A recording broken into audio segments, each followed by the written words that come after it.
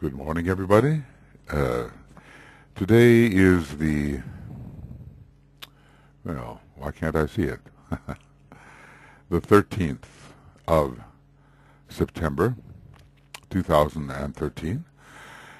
And we're working with Techniques of Integration webinar commentaries. And we have completed number 13, are on to number 14, Esoteric Psychology 2. Page 371. We have worked with the first 5 excuse me, of the integration formulas.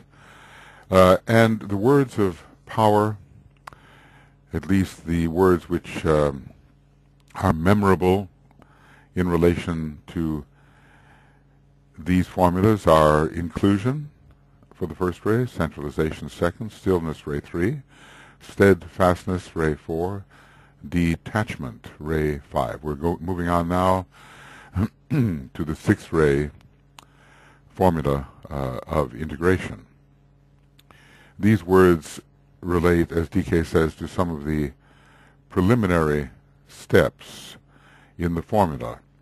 They are the means of fulfillment, and through the use of these words in the right way, or for the attitudes that they represent, the use of these words in the right way and the attitudes they represent, there is a steadfast moving of the aspirant from the periphery towards the center, and a facilitation of the merging of the energy of the soul with the approaching aspirant. Now we move to a ray quite different from the one we just considered. We move to the 6th ray, and let's see, I think I will read it from here. This would be the best place. Here we go, ray 6. I see a vision. It satisfies desire. It feeds and stimulates its growth. I lay my life upon the altar of desire, the seen, the sensed, that which appeals to me, the satisfaction of my need, a need for that which is material, for that which feeds emotion, that satisfies the mind, that answers my demand for truth, for service, and my vision of the goal. It is the vision which I see, the dream I dream, the truth I hold, the active form which meets my need, that which I grasp and understand, my truth, my peace, my satisfied desire, my dream, my vision of reality, my limited ideal, my finite thought of God. For these I struggle, fight, and die. Love of the truth must always be. Desire and aspiration reaching out for that which is material, or soaring upward towards the vision of reality, must ever find their satisfaction. For this men work, driving themselves and irking others. They love the truth as they interpret it. They love the vision and the dream, forgetting that the truth is limited by mind, narrow and set, one-pointed, not inclusive, forgetting that the vision touches but the outer fringe of mystery, and veils and hides reality. The word goes forth from soul to form, run not so straight. The path that you are on leads to the outer circle of the life of God. The line goes forward to the outer rim. Stand at the center. Look on every side. Die not for outer forms. Forget not God, who dwells behind the vision. Love more your fellow men.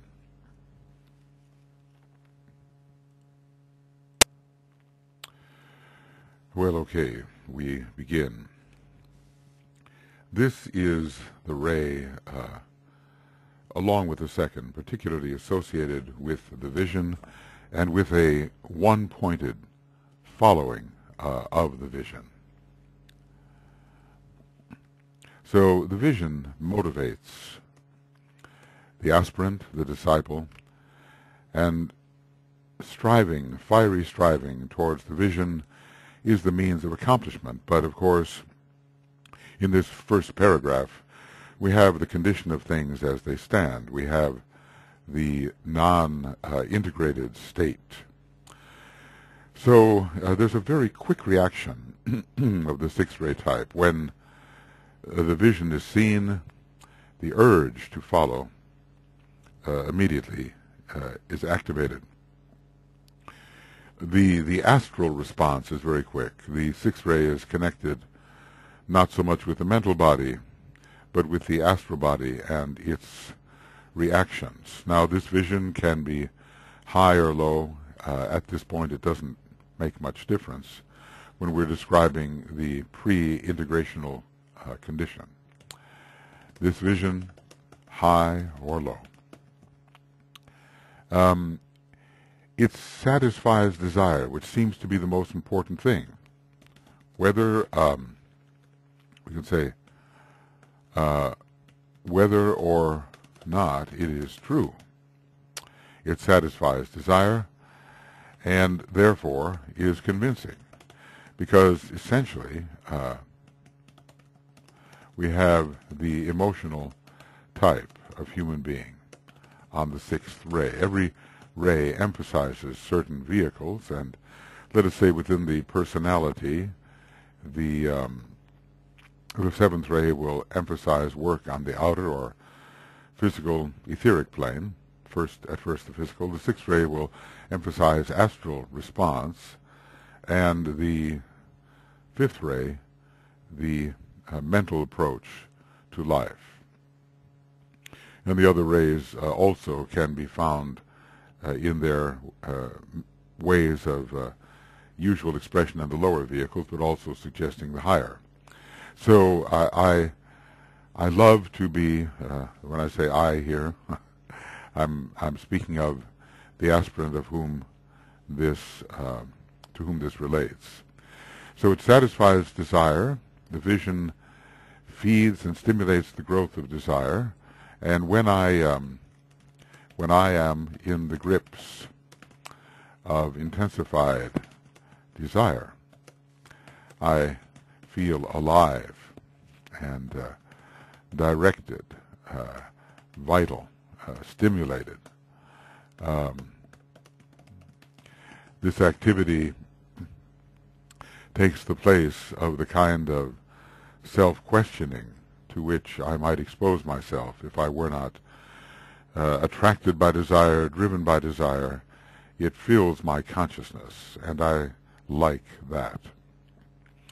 So the follower, as it is called in the sixth ray law of repulse, the frenzied follower, is filled with the desire for whatever this vision reveals. And of course the desire body feeds and stimulates the vision. We oftentimes pursue that especially that we desire. So here comes the extremism of the sixth ray type. I lay my life, I give everything. The sacrificial urge, which at first may be unwise, but this is the sacrificial urge. And Master Morya tells us in an interesting way in today's contemporary context that the fastest way of spiritual development is martyrdom, he says. This suggests sometimes the unwise relinquishing of life for outer forms and for relative superficialities, and not necessarily for the essential divine principles, but nevertheless the seed of progress is there. So I lay my life upon the altar of desire. When we stand before an altar, it is a holy thing, and we consider it worth a sacrifice. So one sacrifices one's life for one's desires, whether good or bad, high or low, wise or foolish. The fact that one is in the grip of these desires is enough to compel that kind of sacrifice. So upon this altar is not deity or that which is holy necessarily, but whatever is of most attraction to the individual. So we can almost say that one's desires or picture, or outpicturing of one's desires become one's deity. Okay. I lay my life upon the altar of desire, but now we begin to see the relative status of these desires. They are of all ranges depending upon the quality of the individual. The desires here relate to simply what the senses reveal. It might be something that is obvious and seen, something simply that we want, that which we sense. This all points to a certain outwardness at first, points to an outwardness of desire, lower desires.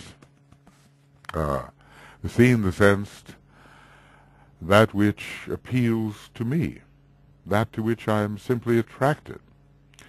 So my desires rule, my attractions. We can't judge the good on the basis of what we like or dislike. It may seem good or bad to us, but in the larger sense, it may not be what we think it to be. So what is good for us is not necessarily the good.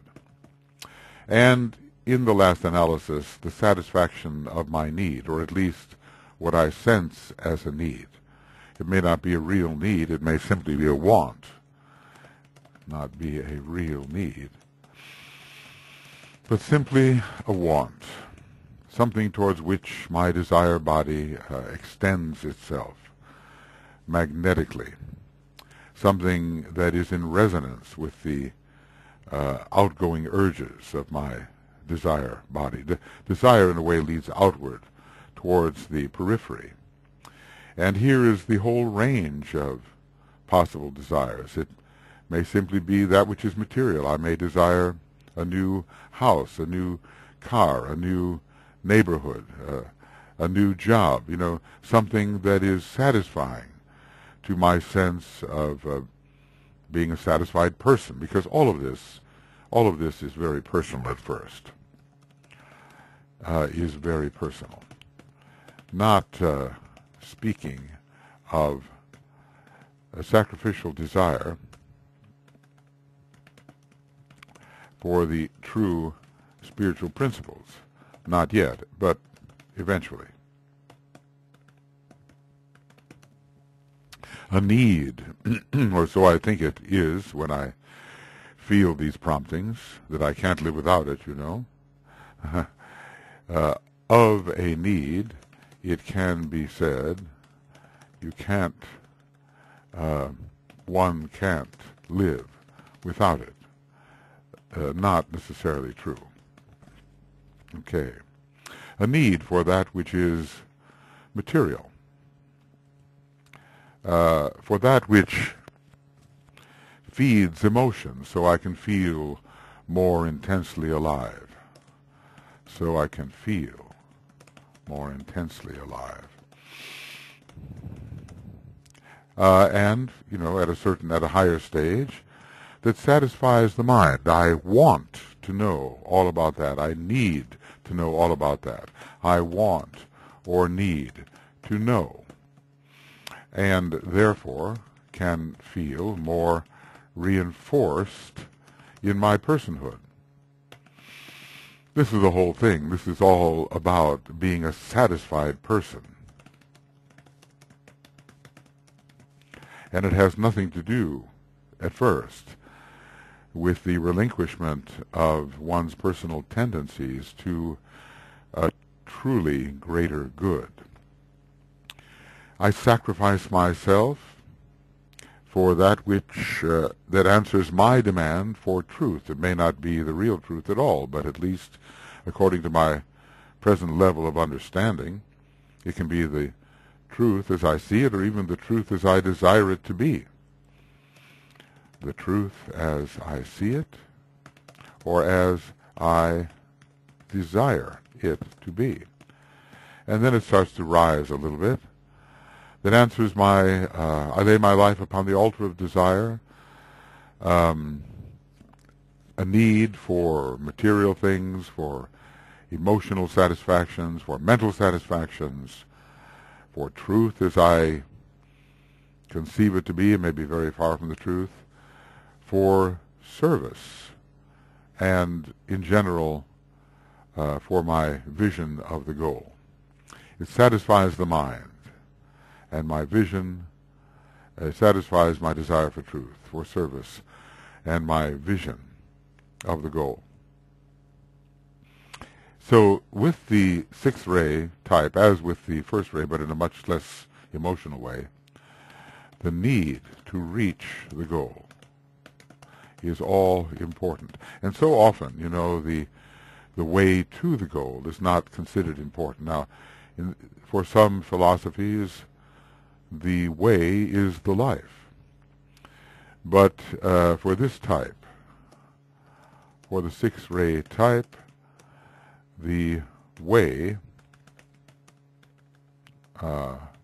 or path is simply the way or path to the goal of whatever nature. Simply a means to an end. But, you know, as it is an endless pursuit, the end, the means turns out to be ignored at all times. In other words, the way of life, the normal processes of life are ignored, and only the goal is held in mind. So this can lead to a certain type of obliviousness with respect to present surroundings, a certain obliviousness in relation to certain to one's surroundings, to circumstance, and one's environment. Think about this abstraction. This is the ray of abstract idealism. The third ray is the ray of abstract intelligence or mind. And for both of these types, there can be a certain ignoring of the immediate foreground in the attempt to reach the goal. The ignoring of the immediate foreground in the attempt to reach the goal. So, not so suited for normal living, living which is engaged with the what's called immediately present. Well, that's the Virgo part of it. The Virgo is the sign which indicates service of the immediately present. It's also a sixth-ray sign, but it has a way of concentrating upon that which is before the eyes and that which has to be dealt with in a practical sense in order to fulfill one's obligations of living. But so often the sixth-ray type rides right over that. If you've ever seen the look in the eyes of a sixth-ray preacher, the eyes are on heaven and not so much on what's going on here. And what's going on here is considered simply a means to an end. The end is heaven, And changing what's happening here is the means so you can reach the goal. It's not enjoyment of the journey, not the enjoyment of the journey, because the journey is endless, and the goal is ever receding. And the sixth-ray type does not want to hear this. Heaven is the end, right? Nirvana is the end. After that, no more work, no more effort, no more struggle, no more search, pursuit. You're there forever. So there is a dismissal from the mind of the ongoing process of life. Master Morya offers us nothing but endless labor.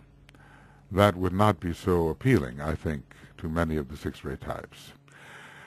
So more about this vision. It is this desire nature.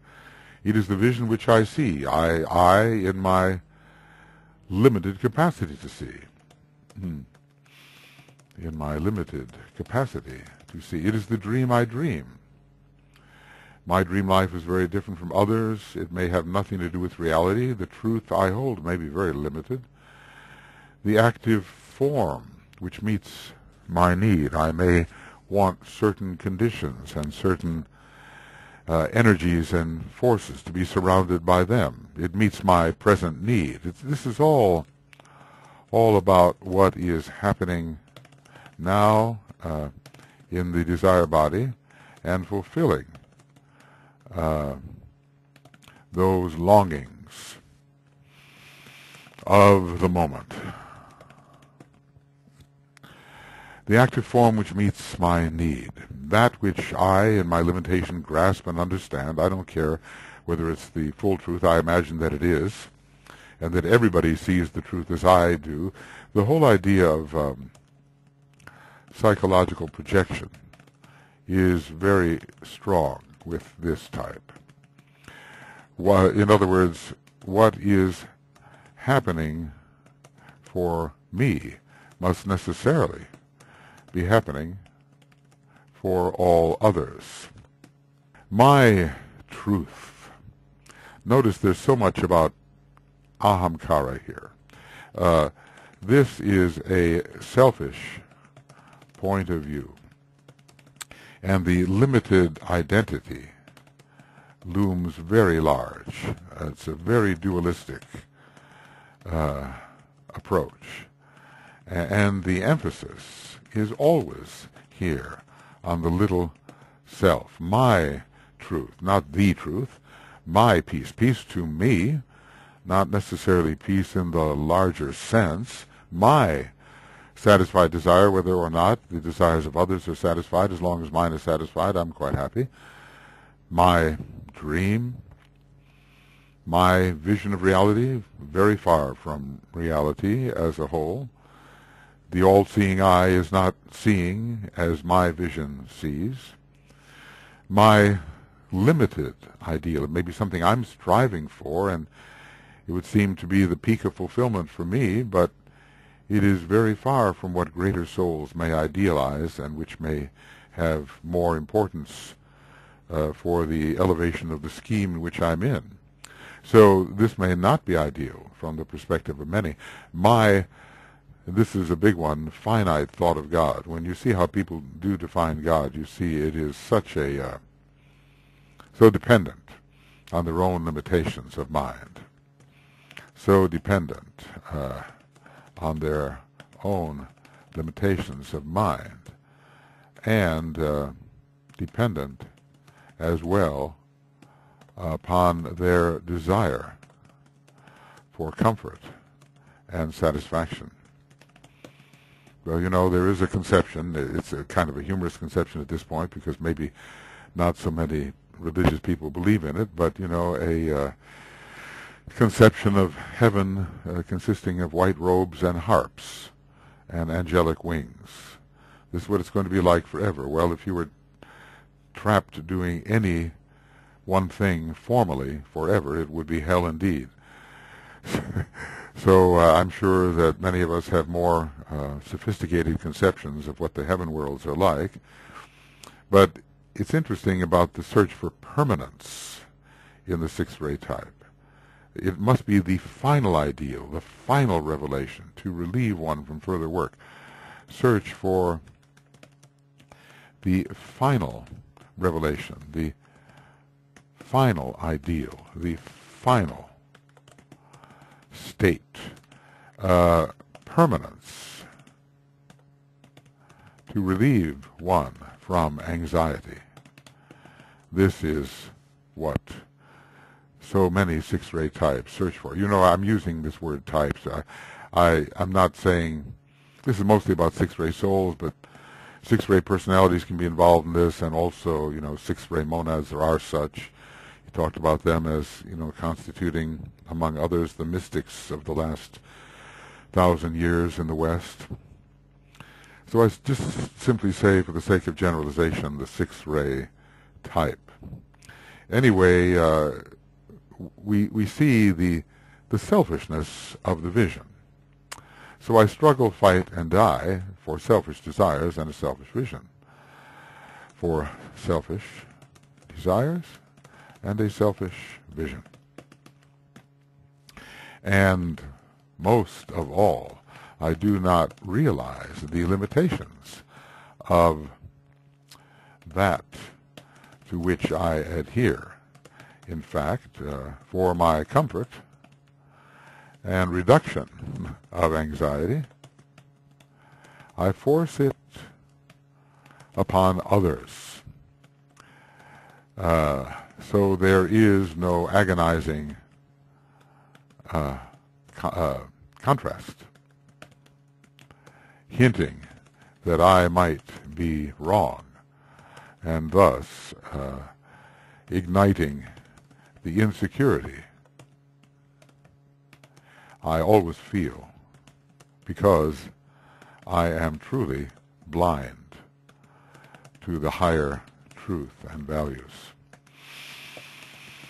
Well, we know the psychology and we see it playing out in the world. The third and the sixth ray, however, don't make a very good psychologist together. At least that's what D.K. tells us. He talked about the third ray, sixth ray man, who was such a very poor psychologist. He was simply interested in certain types of thought and wildly, definitely at least, devoted and only to those forms of thought, and he really wasn't interested in others. In order to be a reasonable psychologist, you have to have at least a receptivity towards others. And if you're always rather maniacally trying to impose your point of view upon others to get permanency and consistency, then you cannot be properly receptive and cannot really understand others. It's based upon that. Psychology is based upon understanding. So we have seen what it's like for many, many thousands of years, maybe even millions of years, as the sixth ray has grown and as the sixth ray soul has grown in influence upon the personality which is not yet integrated, and even as it starts to be integrated in a selfish sense, these particular methods, which are not calculated to reach real spirituality or real truth, or at least an elevated form of truth, these are not operative. So now the wiser voice speaks. Where does it come from? It comes from the soul perspective, from which will issue forth a word. There must always be, love of the truth must always be. Okay, and this is shared by the second ray type, the, third ray type eventually, and the fifth ray type. I can't say that it's not shared by all.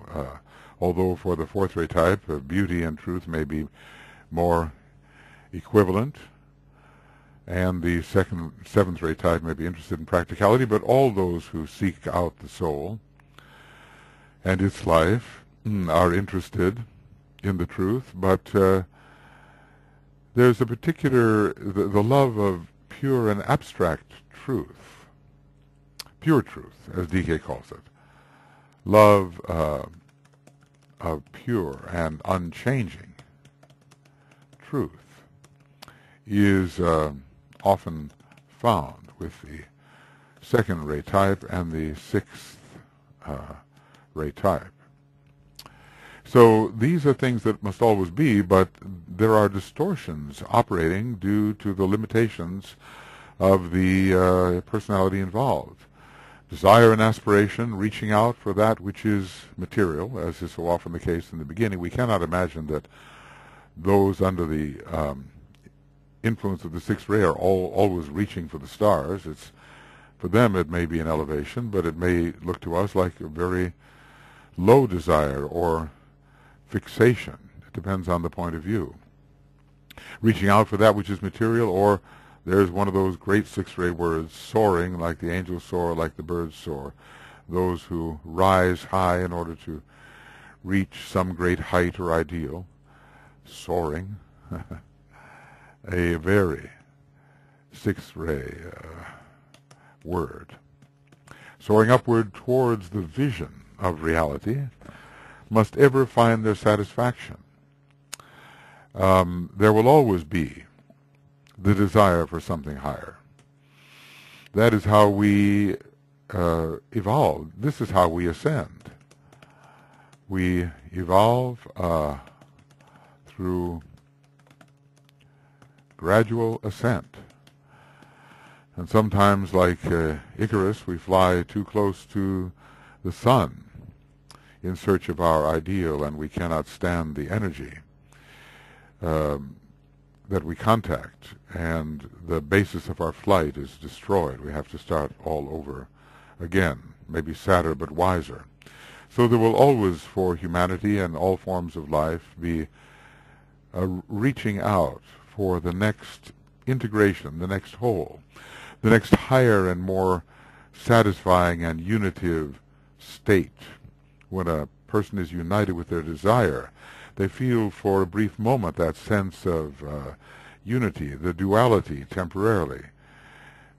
Maybe very briefly, but temporarily is overcome with satisfaction of desire.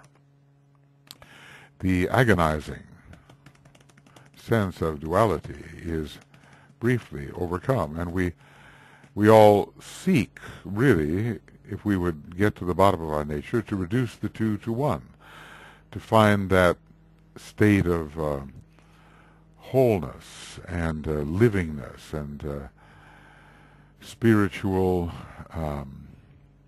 vibratory elevation which reduces the dissonance of the two.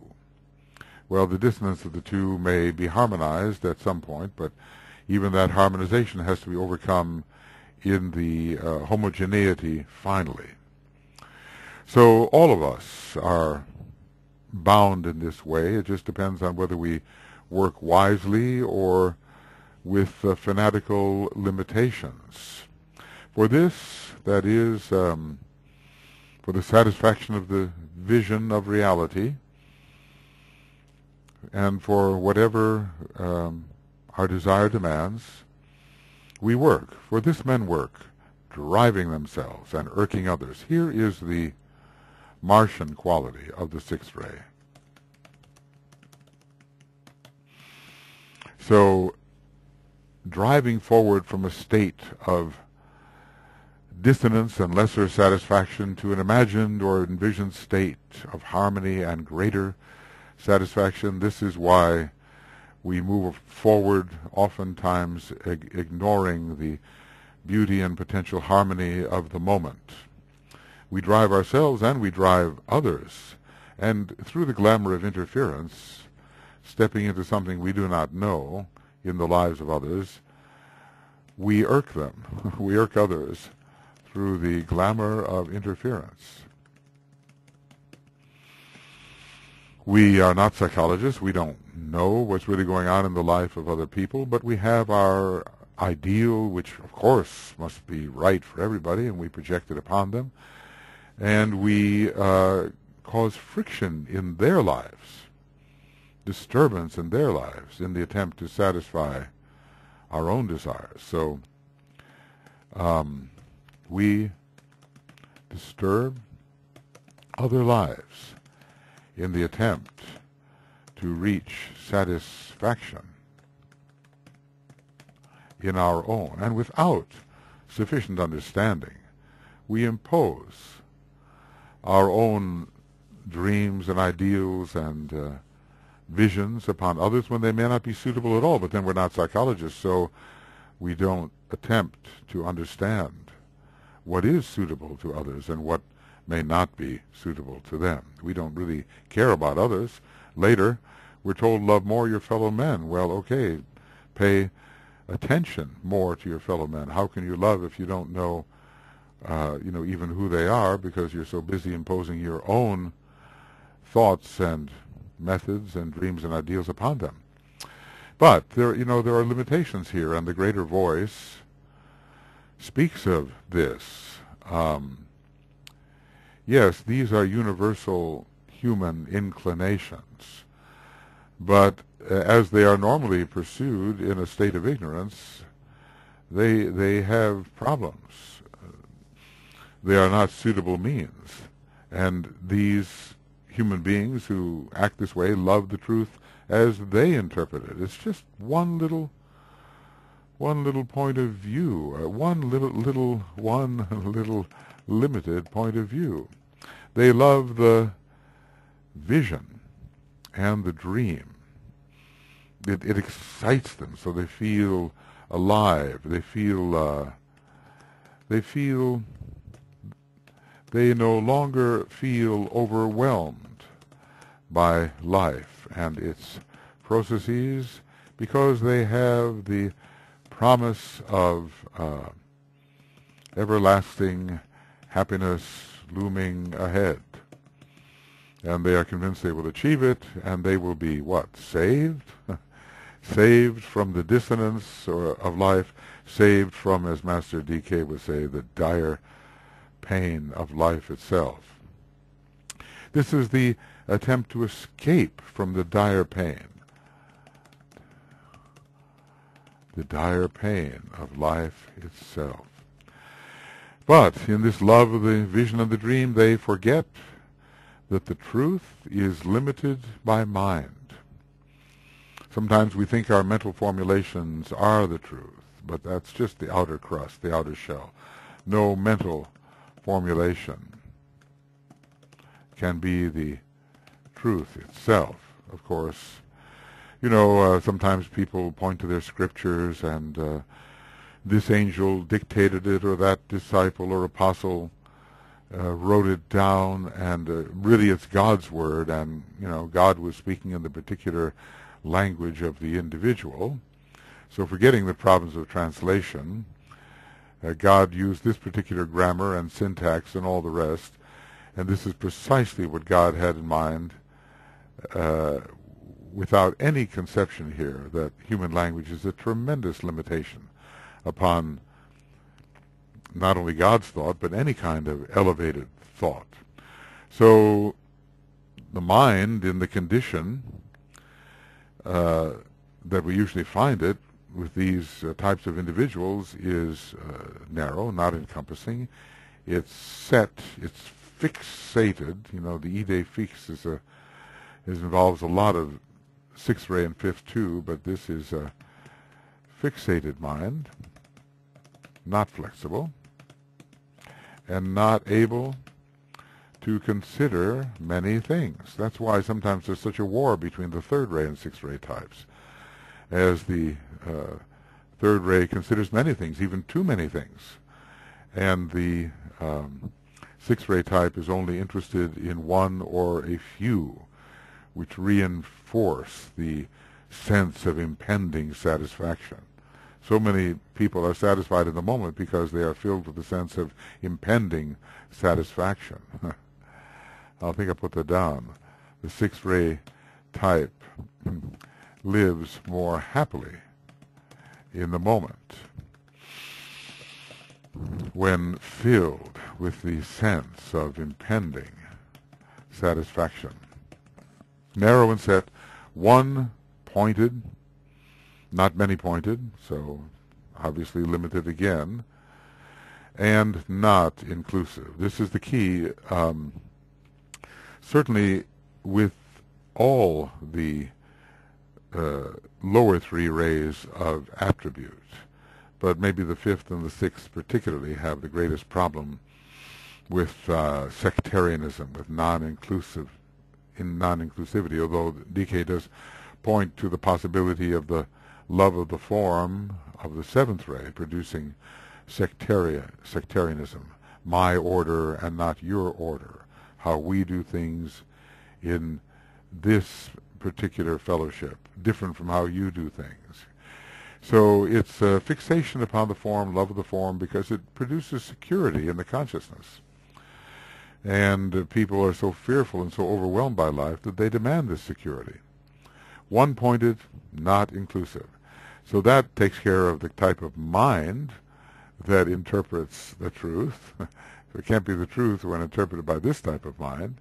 And also forgetting that the vision, as attractive as it may seem, touches but the outer fringe of mystery and veils and hides reality.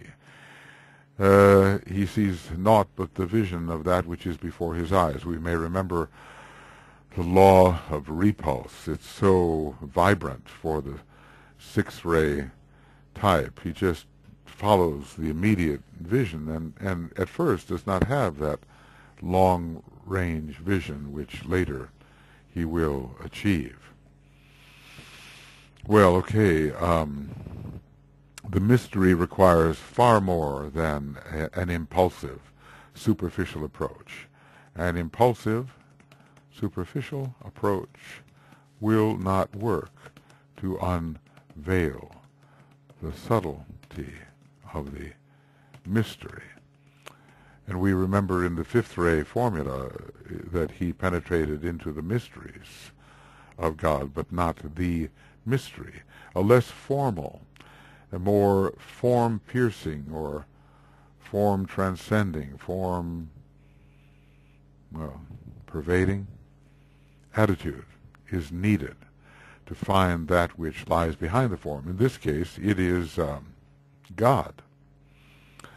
The true God, in both cases, forget not God who dwells behind the form. And in the fifth ray formula, the voice of the soul, the representative of God, was saying, know me. Right now you simply know the effects which have arisen through my emanation of myself, but know me. Trace the form back to its source. And there are many there are many today on the fifth ray who are doing that. They're in search in particle physics for something they now call the God particle. I don't know the details of it, but even putting the two things together shows the tracing of the form back to some sort of divine source. And this, of course, will eventually be fulfilled for the fifth ray as well. Well, okay, the voice of wisdom has spoken, and the limitations are revealed. Now, what to do about it? Let's see. The word goes out because the sixth ray type in the state of consciousness described is out there on the periphery. The word goes out from soul to form. And it's a corrective. It's a corrective idea. We were told, detach yourself from form. Okay. But now, that's for the fifth ray. It's so interesting what the Word says. The Word offers a major corrective in each case. In this case, run not so straight, ignoring all that may be revelatory in your environment and all around you. Your eye is so much on the vision that you ignore the revelation of truth which stands around you. We're told in the repulse formula that the light is everywhere, in the heart, in me, in that which is, in all that stands around. So the attitude of seeing only the goal ignores the beauty and the truth of the immediate presentation of reality which will forever cyclically be with us. If one finds only satisfaction in the attainment of the goal, and as we read in the law of repulse, we don't find satisfaction there, then there will be no satisfaction ever during the normal processes of life, and everything will be discounted and ignored, and you will kick the earth like a ball upon the playing field. Kick it away. It's not good enough compared to the ideal. And it's a kind of an ingratitude, you know. It is a type of ingratitude to look at all the life demonstration as less than one's own limited ideal. So you're running towards your goal, all right, and you're going straight there in an undeviating manner, so if anybody's in your way, watch out. You do not consider, you do, let's say, you do not learn from your encounters. You ignore them as less than the goal. Or you try to turn people around to face in the same direction you are, forgetting their own nature and imposing your nature upon theirs. Run not so straight. The path that you are habitually on leads to the outer circle of the life of God, and who would suspect it? Because these people feel they are running towards God or the ideal itself. They don't think they're running away from reality or the mystery. They think they're running right into the heart of the mystery. But the path, let's say, the path leads not to the heart of the mystery, where real satisfaction can be found, that which satisfies the inner man. The path that you are on leads to the outer circle of the life of God. The line goes forward to the outer rim, and when you tell the sixth-ray person this, they will disbelieve. So, instead, the antidote. Stand at the center, which is everywhere, really, which is everywhere. Not just some selective center, but you are surrounded by, on the wide playing field of life, you're surrounded by your fellow men.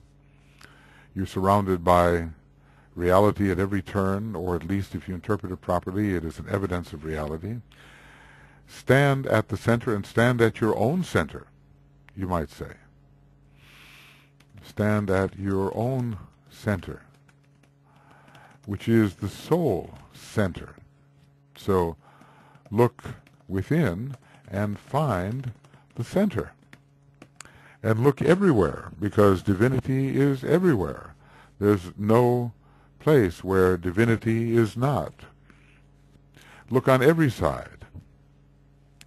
And do not sacrifice your lives unnecessarily for the less real, for the outer, for the effect. So do not sacrifice your life. for effects and for unrealities, or for merely symbols of reality.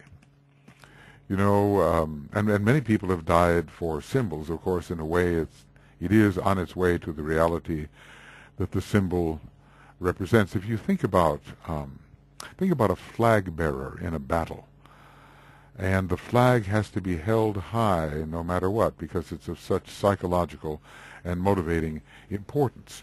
And then a flag bearer is slain, shot. The flag falls, and someone else picks up the flag, and that one is slain or shot. And another comes along. The symbol of holding the flag aloft, I think, is a very good example of dying for an outer form, although in a battle it's of very great importance to keep the troop motivated. The six-ray anthem, national anthem of the United States, speaks about the flag that's still there after the night's battle, and it's a great symbol.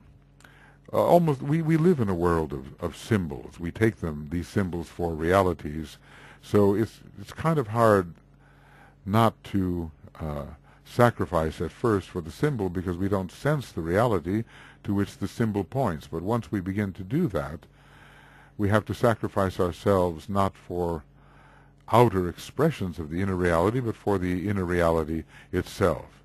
We have so many people, you know, who are dying for the evidences of God and not for God itself. So there is this type of superficial vision, really, at first, type of superficial vision, and we are not to forget, or we are to somehow understand that there's something still more real behind our vision. In other words, the reduction of the value of the vision is necessary. And a more subtle type of sight, which can discern that the reality or the revelation of that towards which the vision points. So the vision is not the reality, is not the reality. And this, here's where I think Zachary Lansdowne is correct. The dissociation from one's vision, I think, is very important. Instead, one must search a more deep search, a deeper search, as in the second ray, for the reality behind the vision. And then, oftentimes, the final sentence gives a very great hint as to the technique. Love more your fellow men, develop a heart relationship with them, and don't see them simply as means to the end of achieving your ideal. So we'll put that down. Your fellow human beings are more than the means by which you can achieve your goal. That would be just a superficial look at them. But in fact, you have to take in your fellow men for their own qualities, and not just as means to an end. In other words, we tend to interpret everything, when we're of this type, in the light of the achievement of our vision. And things in their own right are not understood, because only our vision is desired. So things in their own right are not understood, because we are interested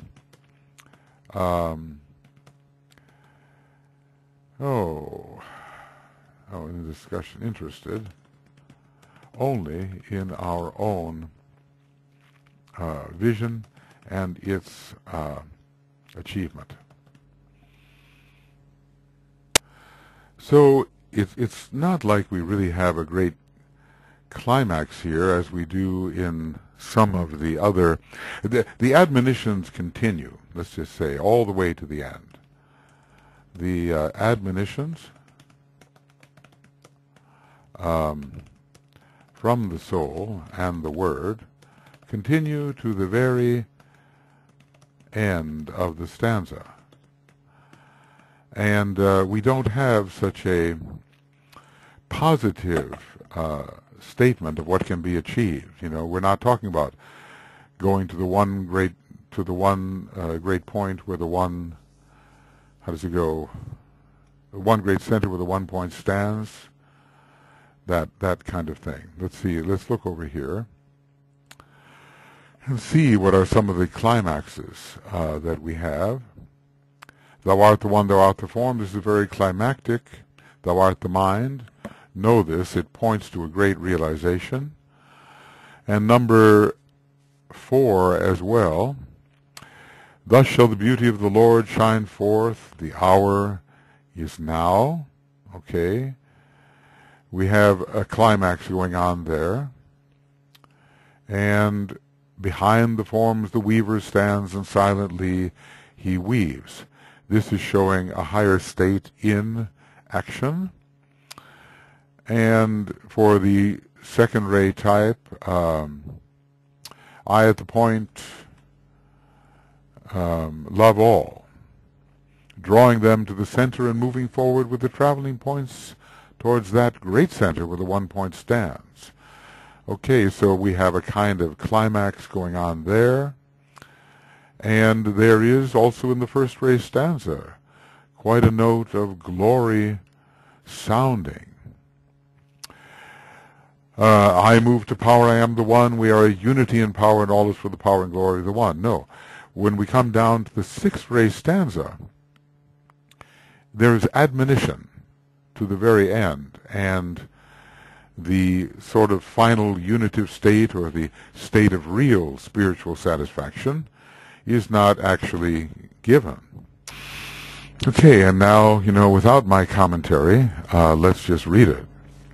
Ray 6. I see a vision. It satisfies desire. It feeds and stimulates its growth.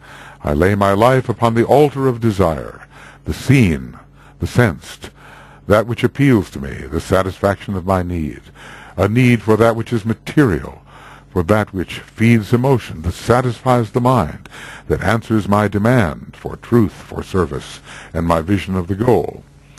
It is the vision that I see, the dream I dream, the truth I hold, the active form which meets my need, that which I grasp and understand. See how my excitement grows as I read this?